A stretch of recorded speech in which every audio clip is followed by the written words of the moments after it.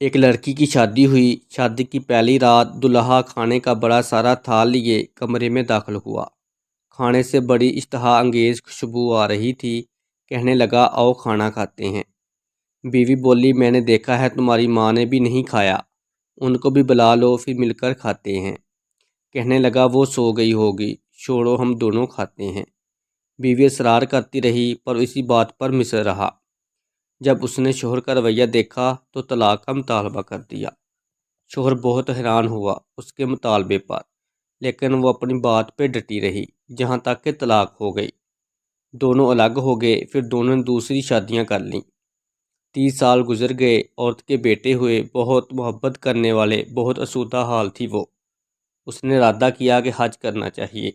سفر کے دوران بیٹے اس سے کسی ملکہ کی طرح پیش آ رہے تھے، پاؤں زمین پر لگنے نہ دیتے تھے۔ صحرائی سفر تھا، راستے میں ایک آدمی پر نظر پڑی، بہت بری حالت میں، بھوکا پیاسا، بال کھچڑی، کپڑے پرانے۔ بیٹوں سے کہنے لگی، اسے اٹھاؤ، ہاتھ منہ دلا کر کھانا کھلاؤ پلاؤ۔